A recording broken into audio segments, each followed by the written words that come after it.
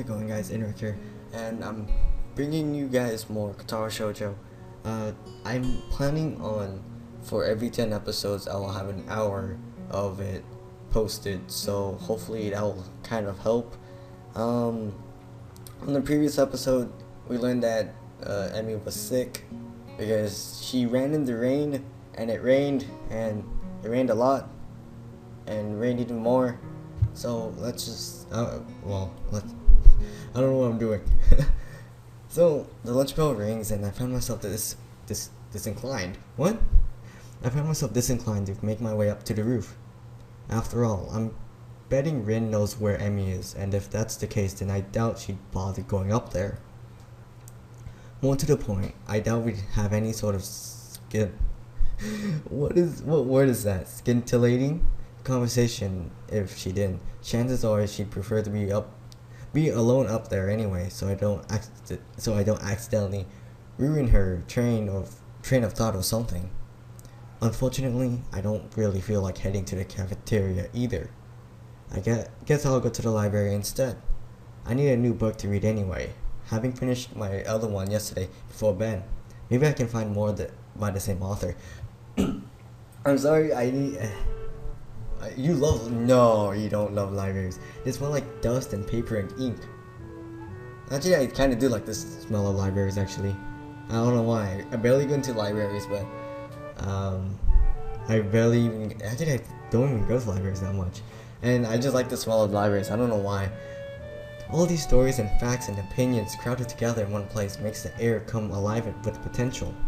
I'm not sure how to navigate Yamaku's library yet, having mostly stuck to books I brought with me, so I searched for the librarian to ask for help. Nothing. I suppose she's not right. Can't believe it. Okay. I'm gonna try not to be as energetic before because I'm pretty tired right now. Yuriko, looking rather distracted, suddenly emerges from one of the aisles. Excuse me? Oh, can I help you? Actually, I was looking for a book. So am I. No! Advanced cryptography. We just got it in, now it's gone missing. Kenji? I really wanted to read that one. Cryptography? Yeah, that is... This guy I knew. No, not sure how to describe it. It's Kenji. Skip to the end. Don't hurt yourself. He got me interested in cryptography. Only now the book's gone, and I think it's been stolen. Sounds pretty terrible.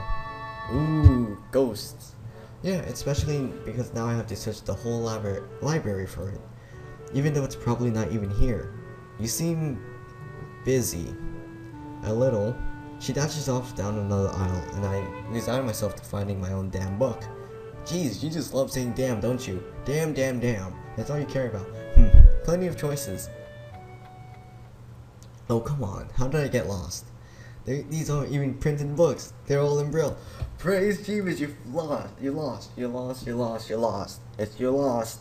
And now you're stuck in the library, don't know where you're doing. I guess that makes sense in a school like this, but honestly, it's a little annoying. I'm sorry, someone there. Hey! It's her! A lifting voice drifts out from behind one of the cubicles set up for research. As I approach, I see that Lily's been reading a book while I've been stomping about the aisles. Oh no, I should be apologizing. I didn't mean to make so much noise. My, is that you? Well then! Well, this is like, I didn't really expect that to happen, but I was expecting to see somebody else in here, but okay, makes sense. I've not heard from you in quite some time. I was beginning to think you'd forgotten all about me. Well, you showed me the library, so freaking... Okay, never mind, I'm done. Sorry. Lily laughs in that refined manner of hers and shakes her head. I'm only teasing you, Hisao. From what I hear, you've been busy. Morning rounds with Emmy, Ibarezaki, and lunch on the rooftop, if I'm not mistaken. How did you know? I guess word gets around pretty quickly. That, and I can't coax poor Hanako on the roof anymore. What? Freaking train. You three are always up there, claiming the spot for yourselves. She tried to hit me gently, though it's pretty clear she's been teasing me again. Okay, how come oh wait, I have my audio down. That's why I couldn't hear it. Still, I feel an odd need to apologize. Sorry, we could eat lunch somewhere else if it's a real problem. Oh no, I wouldn't worry about it. Hanako and I have other things to do at lunch too, such as we eat in the library, as you can see. Oh, Hanako's here too? I didn't see her. Lily smiles a bit enigmatically. Oh, she's around somewhere. But I'm surprised it's out. You're in here instead of up there. Up there in the sky, like bang bang, 2 chains. I don't know. What brings you to the library? Well, Emmy's ill, so there's no lunch on the rooftop to keep me occupied. Lily raises an eyebrow at my statement before giving another chuckle. My poor Rin must feel left out. It's not like that. It is. And I'm not sure it isn't. Emmy tends to be the life of whatever group she's in. She's like 7. She looks 7. It's a shame to hear she's fallen ill. Will she be okay? Somehow I get the feeling that Lily's been just inquiring out of politeness. But I respond anyway. The nurse thinks so. I'm going to swing by and see how she's doing after school myself. Another raised eyebrow. My god, how many eyebrows does she have? Why, what a noble gentleman you are, Hisao. Oh my god. Great, now I'm like looking forward to Lily's path all of a sudden. What the fuck? It's nothing really, just checking up on my friend after all. More than a friend. So it's just friends, is it? How disappointing. I blush, glad that Lily can't see it. She can see it, she can sense it, and she knows it. And something's biting me, what the frick? Get out. Get out of here. But somehow she knows that I've been flustered by her comment anyway, and laughs. I told you. She has like freaking keen senses and everything. I'm sorry, Hisao. I'm teasing you again. Please, do tell Emmy that I hope she feels better, won't you? I glance at my watch, reveals that I'm very nearly out of time to find my book. Of course. Hey, I've got to find a book before lunch is over, so I'd better get moving. See you later. That was probably not the best phrase to use. Lily, however, takes my gaffe in stride. Until we meet again, Hisao, which is never. And there's that same painting. Okay, I'm getting really tired of seeing these paintings. This one freaks me out a bit. I never do find the book I was looking for, but I walk out with something else instead. My stomach growls slightly, letting me know that I should have had something for lunch. God, I can't even read. Oh well. I'll grab something before I visit Emmy later. No, you will not. It seems as if time has decided to slow down for the express purpose of annoying the hell out of me. You just love cursing, don't you? Class feels like it drags on for ages. It does, depending on what teacher you have. I suspect that my being consumed with worry probably has something to do with it. Blessedly, the bell rings and I dash out of class, drawing a few raised eyebrows, I'm sure. Cheese it! I have spent the majority of the day threatening on as unobtrusively as I could. Even though the nurse thinks that Emmy's perfectly okay, I want to see for myself. It doesn't take long to get to the girls' dormitory and I make my way to Emmy's room. Standing outside her door, I suddenly pause. What if she's resting? I hate to wake her up, especially if she's still feeling ill. Yeah, don't be a dick. Then again, if she sleeps all day, then it could throw off her sleeping schedule. But rest is important if you're ill, isn't it? No. The best cure for sickness is laughter. You need to make her laugh. Okay, no, that sounds really wrong actually. Never mind. Discard that information. I can't decide what to do, so I settle for standing outside the door looking like an idiot. Then I hear Emmy's voice from behind the door. Thanks for your concern, but I really am okay. Is she talking to me? I'll see you at practice. No! It's not. Still, clearly she's not asleep, so I can't knock without worry. Oh great, that's a stupid word again. So why this clenched feeling in my gut? I wasn't nervous about dropping by the other day, so why today? Granted, I still haven't really had time to figure out this newfound interest in Emmy's well-being. I don't have a lot of experience in the matter, of course, but certainly this seems to go beyond feelings of mere friendship. But could I take that step? Could I even bring myself to risk that what I have right now? I mean, it's enough to be friends with her, isn't it? Either way, shouldn't I just open the door and see how she's doing? No, don't do that. Freaking, that's why I came here, right? What if she's not dressed yet? Aw, you punk. The image that flashes through my mind causes my heart to skip a beat, literally. I should probably... What is that? Okay, I should probably not even ever think those thoughts again. Not if I want to avoid a heart attack. Yes, don't. Nasty. I suddenly realize I'm still standing in the hallway looking like an idiot. Emmy still seems to be in the middle of her conversation, but I knock anyway. Hopefully she won't mind the interruption. You worry too much. Come in, the door is unlocked. Oh my god, my voice is killing me! So it is. I open the door and step in, which is about where my thought process comes to a grinding halt. Of course. She still looks like she's 7. Emmy is sitting up in bed, her hair tousled from a day spent asleep. I think she's the first time I've seen her without those familiar beads in her hair. Her gym shirt and bloomers, obviously hastily pulled on before I came in, and are creased and folded from less than proper storage. Look at that niblet. Her legs lay bare on the streets. I've never seen Emmy without prosthetics before, yet here she is, slender legs terminating in stumps just below her knees. Well, too bad she couldn't be kneecapped. Sorry, Dane. But as odd as the sight is, I find myself more captivated by everything north of the waist. North?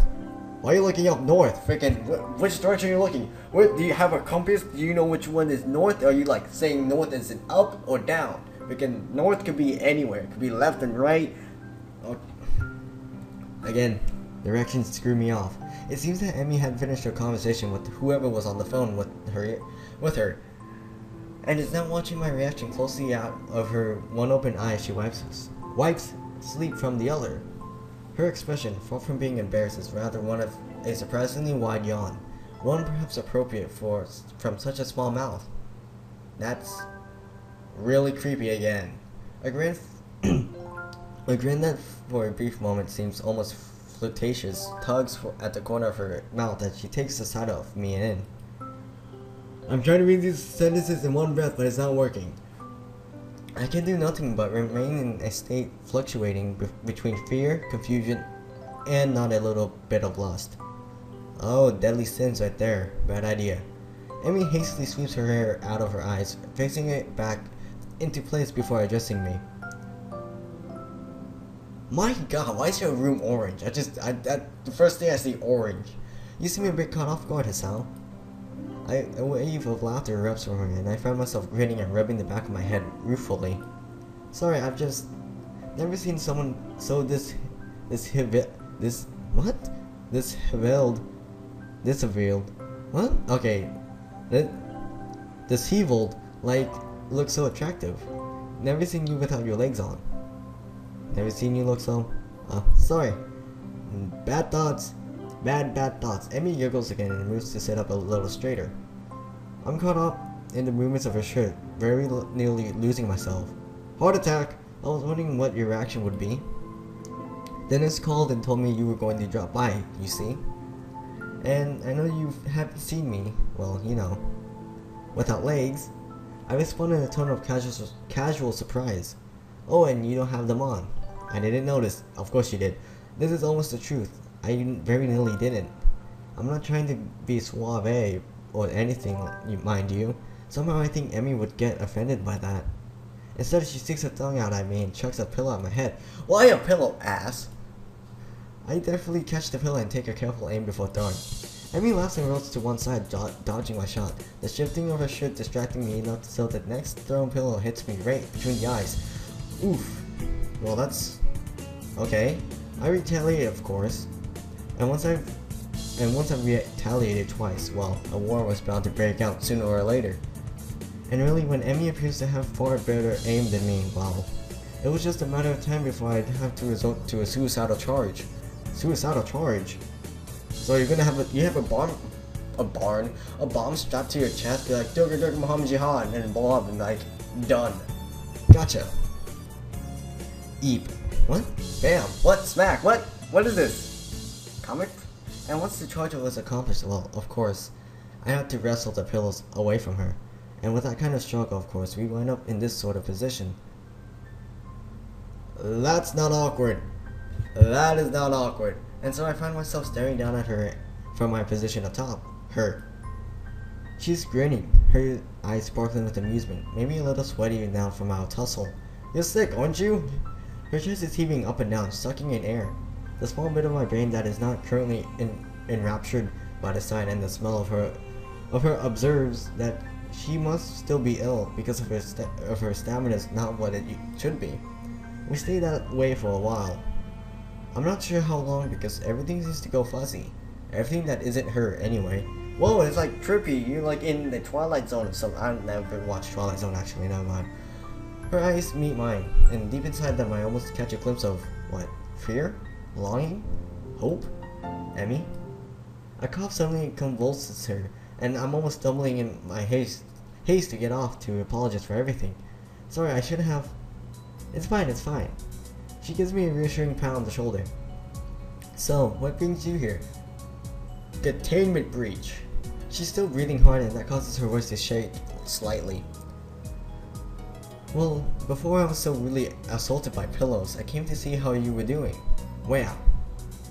Well, that was loud. This earns me another shove, and I very nearly fell off her bed. Emmy's eyes sparkle again, and I wonder how I never noticed how attractive they are before. Consumed with worry, weren't you? Oh my god, what is up with everyone with the word worry? I can't say worry. I say it really weird. It's like worry. Like a walrus. I don't know, I can't even say W's anymore. But W-A, like wow. Like water. I say it really weird. Her tone is mocking, haughty, teasing. She throws her arm across her forehead dramatically, grin still apparent from underneath. Couldn't bear the thought of me laying deathly ill?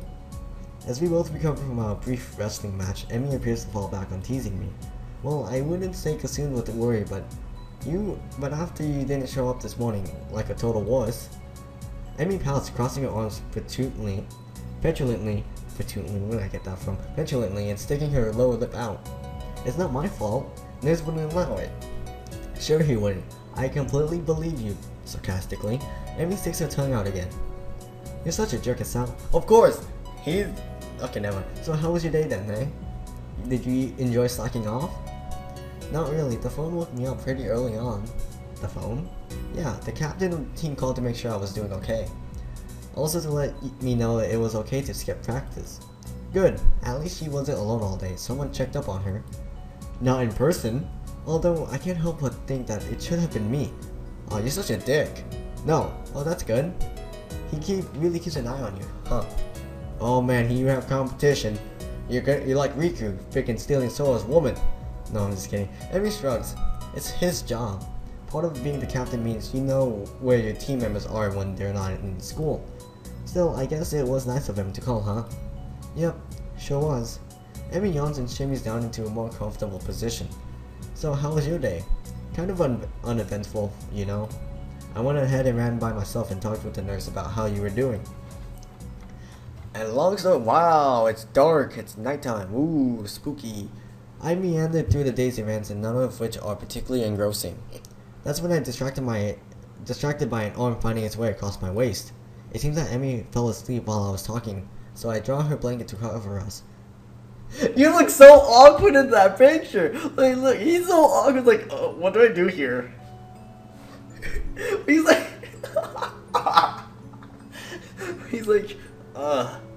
what do I do here? She's rolled over onto her side, and now my leg's numb. And now one leg is thrown over her legs, effectively trapping me. Hey, it seems it's shame to wake her, but I have things to do. I gently shake her, but in response she only tightens her arms grip on me and sighs a little. My resistance to this position crumbles rather quickly. Look, he looks like confused, lost, awkward, and completely like that's how I'm feeling right now. No, I'm just kidding. The feeling of her body breathing steadily is both calming and incredibly stimulating at the same time. Where'd my mouse go?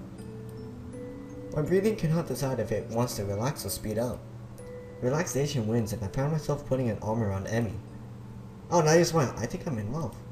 The words slip out and hang in the air unnoticed. At least I hope they've gone unnoticed. Emmy whimpers weakly through her dream, and her grip suddenly tightens again. For the first time since I've known her, I see tears running down Emmy's face. It feels like my heart is about to break. I instinctively tighten my own grip and stroke her hair in what I hope is soothing manner. Words of comfort, meaningless in this situation, spring to mind. Maybe I should wake her. Are you supposed to wake people having nightmares? I can't for the life of me remember. The decision is taken from me as Emmy suddenly jerks awake with a cry.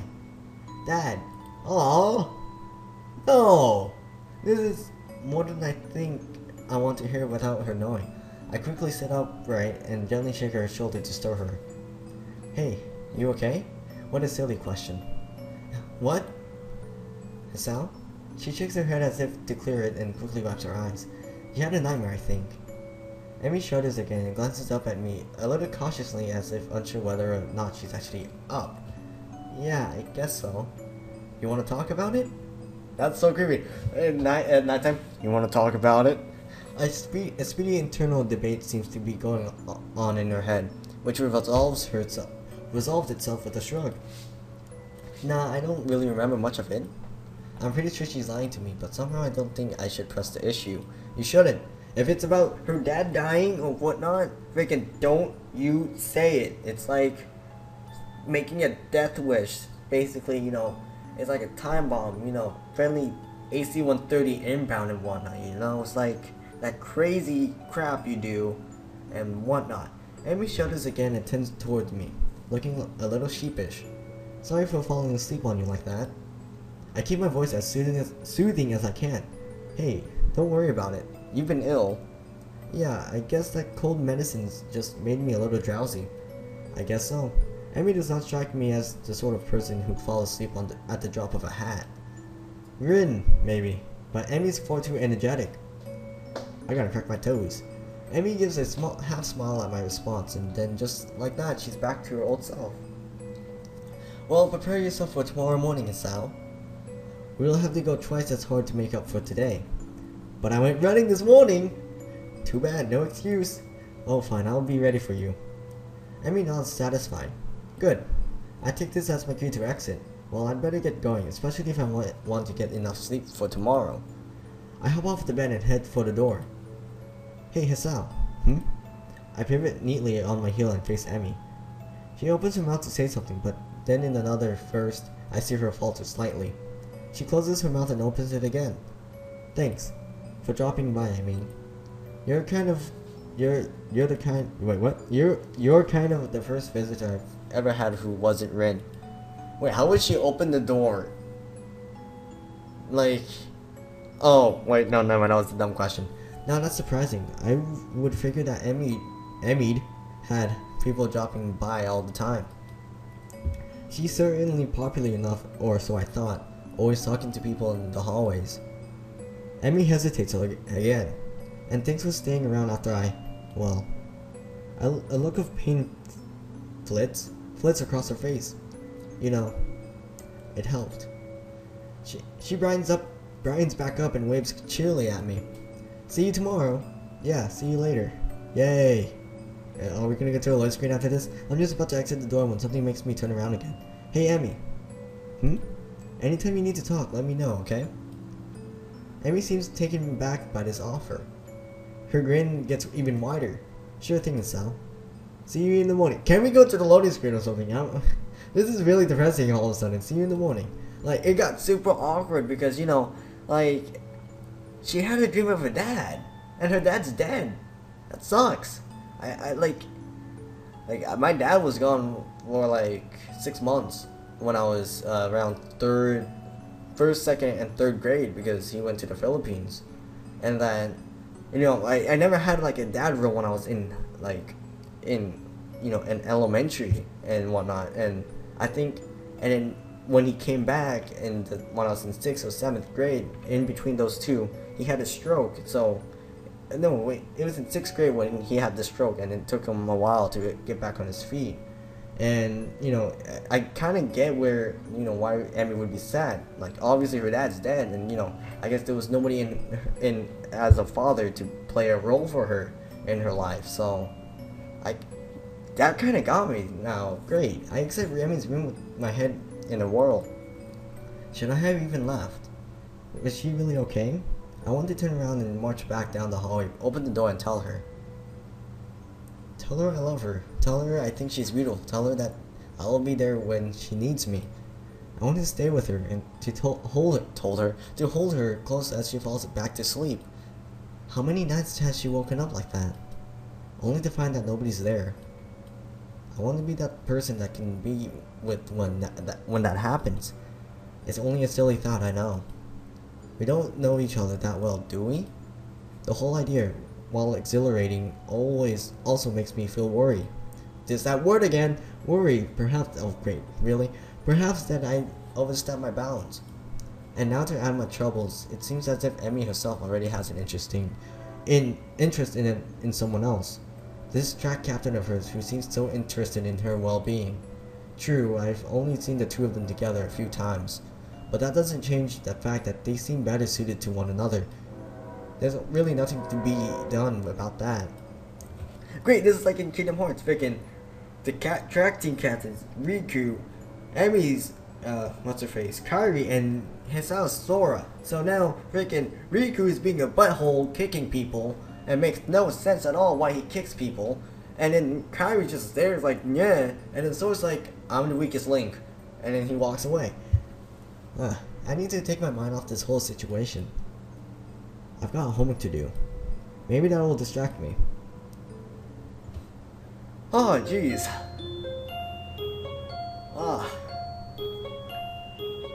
Now I'm really surprised with Emmy's path now. A night of restlessness has left me feeling fairly groggy this morning. The events of the previous day keep intruding upon my mind. The memory of how Emmy felt against me. Well, not this song! No, why this song? The memory of our wrestling match. And most bothersome, the memory of her nightmare. She was in so much pain. I can't stop wondering what it must be like for her to wake up with nobody there. Don't tell me Kenji's gonna ruin this! Don't tell me Kenji's gonna ruin it, and my voice cracked so bad. The shower shocks me awake with hot water. Awake, but still worried. What will happen today? Will things just go back to normal? End of the episode, back to the status quo? There was a connection yesterday, something that nearly pushed us past the boundaries of normal friendship. Would that have been so bad? My mind goes back to the look in Emmy's eyes after our pillow fight. It almost seemed like she was daring me to go on. Almost. But I can't know for sure. Anyway, the track captain's probably first in her affections. But even as I say that, my mind is already snorting derisively, and I'm just looking for an excuse, a reason for everything to go wrong, a reason not to try. It's not as if I've seen the two of them together outside their track practice, and clearly he's never visited her. Never visited. Emmy said as much herself. If they were close, surely he'd visit. I'm such a wuss. I ought to just go for her anyway. Damn the consequences.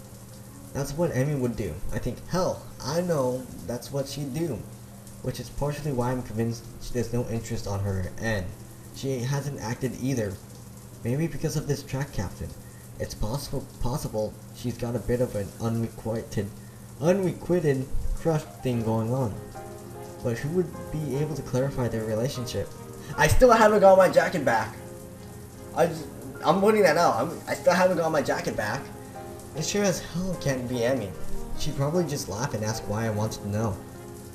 And I'm not ready to answer that yet. Rin would probably just give me some cryptic answer or something.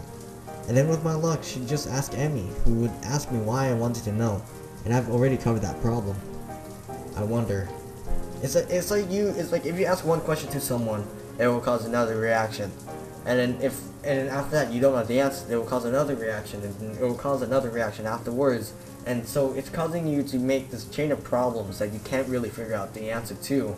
And though you may ask somebody else that's close to her, but ends up, it ends up going back to her.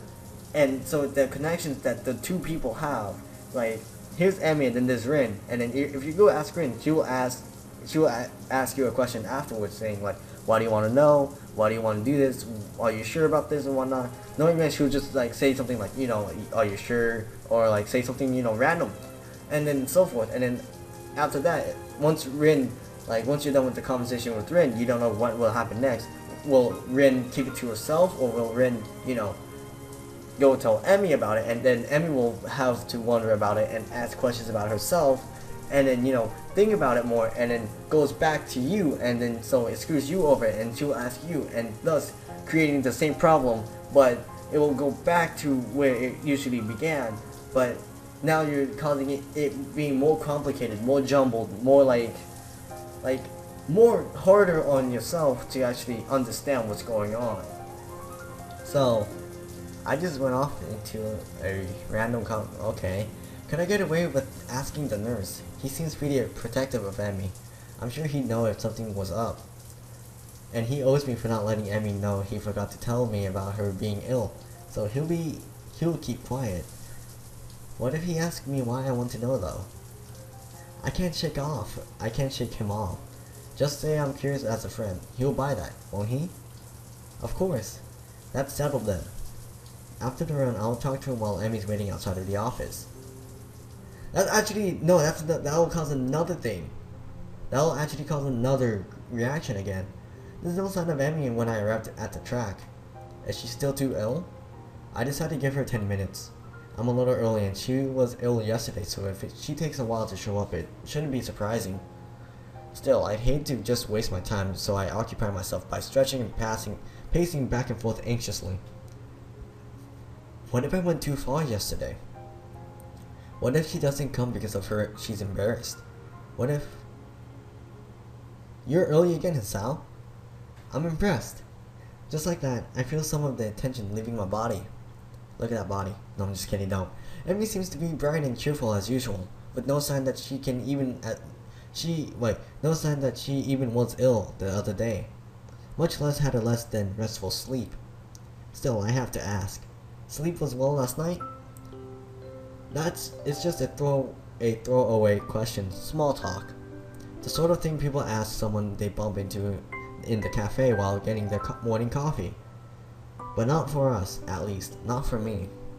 I don't know if Emmy realizes that I'm actually concerned about how well she slept last night. But the question does give her pause. After a short moment of what seems like her genuinely pondering this, she nods. Yep, sure did. Was it because of me? Did I actually help? Or are you just saying that to get me to stop asking questions? Good to hear. Emmy grins and begins warming up. So, ready to begin? Am I ready? Of course I'm ready. I was born ready. You're being way too overly confident. Next thing you know, you're gonna have a heart attack again. Emmy laughs at my bravado, and we take off running. And then it's all phasey right here. I keep a steady pace the whole time, breathing steadily. I still feel dead at the end, but at least I don't grasp like a fish out of the water. I don't gasp like a fish out of water now. Emmy is positively beaming after the run today. Nice job, Hisao. You're improving. You'll be half as fast as me in no time. Half. Not full. Half. The last line is delivered with a teasing grin that I've grown all too used to. Oh, how exciting. Emmy begins to run her sprints while I take a cool-down lap. She's really pushing herself today. By the time I'm done with my lap, she's laying across one of the bleachers, looking exhausted. Goodness! Not pushing it a little too much today, are you? Did you just have a cold? You'll recall? Emmy gives an annoyed snort and sits up. Bah! I'm just trying to make up for lost time. For lost time, that's all. And I just did that, my bad. I need to make never mind. I went twice as hard today, you know? A good run always gets the kinks out, you know? Clears the mind too. Oh? Emmy nods vigorously. Yep, it's a great outlet for that sort of thing. She does not explain further and I don't ask. I suspect I know the real reason she went so hard today. Being sick had nothing to do with it. Something's bothering her. Maybe the nightmare. Maybe something else. But it's not my place to pry. She'd tell me if she wanted me to know. I'm sure that comes in handy. You have no idea. The sincerity in her voice confirms my suspicion. The only problem is, even though I know she'd tell me if she wanted me to know, I still want to know. Something on your mind? Then. Emmy doesn't seem surprised by my question. Instead, she shrugs. That is not much of a good answer. I shrug a lot too. I'm like, if I don't know my answer, I just yeah, shrug, and then that's about it. So this is not really helping at all. No, it's nothing worth getting worried about. She seems as if she's trying to convince herself as much as she's convincing me. I opened my mouth to ask if yesterday is responsible for her current state of mind, but think better of it. Too much risk of her taking the question the wrong way. Besides, I'm not even sure myself what to think about yesterday. Really, I can only get about as far as how it felt to have Emmy sleeping next to me before my brain shuts down. Having her before me now, covered in sweat and looking wearily at me, she's making it difficult to think. Yeah, I hear you. We'd better hurry to see the nurse. We're running short on time. Aren't we always? Emmy laughs at this, a dry chuckle that seems not most un-Emmy-like. Too true. For a brief moment, she looks old, worn down by some old hurt. But just like yesterday, I can almost see her shouldering the burden and straightening up slightly. And then she's back to being Emmy again. Come on then, Hisao, race ya. No! With a sudden smile, she darts off. Hey, no fair. I take off after her, knowing I won't catch her but not caring. Even if there's no chance of catching her, I'll still run after her. Emmy is waiting for me at the door as I arrive. Well, look who's finally showed up. Yeah. Enjoy your victory while you can. Emmy grins as the nurse pokes his head out of the door. Well, there you are. Come on in, Hisao. Okay, this is gonna be weird now. Great, now we have Brock. In what was become a familiar routine by now, he checks my blood pressure and my heart rate. A bit fast today, isn't it? Yeah, I kind of raced Emmy here. The nurse laughs. That's never a good idea. He leans in to whisper to me in a conspiratory manner. I don't know if you've heard, but Emmy's a bit of a track star. I reel back in mock surprise. Really? She never mentioned it before. The two of us share a laugh. Did she do okay today? Cold seemed to bother her? Why don't you ask her? He rolls his eyes in exasperation. Of course I'm going to ask her too, but she'll tell me that she didn't have any problems regardless of whether or not she did. So, I'm asking you because you're her friend and would probably tell me if she had trouble today. When he puts it in that way, it makes a lot more sense. She seemed pretty good today, if a little more tired than usual. She was already feeling better when I dropped by yesterday, so I'm not that surprised. The nurse nods, though I notice he tenses slightly when I mentioned yesterday's visit. Well, that's good to hear. I figured it was just a 24-hour thing. Emmy tends to recover quickly from colds and the like. Hey, speaking of Emmy, are she in the track captain? Well, you know. The look of suspicion crosses his face. Why do you ask? Well, it's just that they seem kind of close, and I was just curious, you know? And I never asked her because that would be kind of embarrassing. As far as so far, so good. Now to really sell it. Besides, I think they'd make a cute couple. The nurse laughs. Well, I don't suppose you're the first to think that, but I think I can say with some certainty that the two of them will never do anything like that. Certainty? Yep. Not that I could tell you, of course, confidentiality and all that. Yeah, right. You just like holding a secret over my head. I just track my toes again, that too. Right, get out of here. I'm a busy man, you know. I roll my eyes at his last statement and head out the door, motioning to Emily to go in. The whole time I'm trying to keep from doing a celebratory dance. The two of them will never do anything like that. That's precisely the sort of thing I wanted to hear. I am half tempted to make some sort of move on Emmy right now, but I think the nurse would probably disapprove. Besides, I still don't know exactly how Emmy feels about me. I mean, it's obvious that she cares about me as a friend, but something more than that, I can't be certain. Even so, I can't help but feel hopeful. I just need to figure out a good time to tell Emmy exactly how I feel. That puzzle should keep me occupied for the rest of the day at least. So, I guess I should end it off here. This has been really, it was kind of touching, I guess. Kind of got me a bit, kind of reminded me about middle school and elementary and all that. But this should end part 65 of Katawa Shoujo.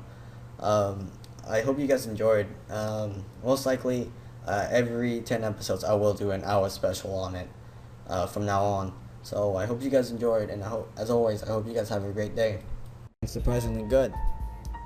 What the heck was that? Amy seems to think so too, as she suddenly reaches over with her fork and steals a bit. Thief! You stole my cake! You stole my cake, man!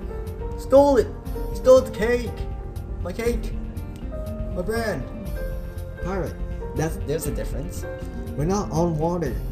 Well, no, but there's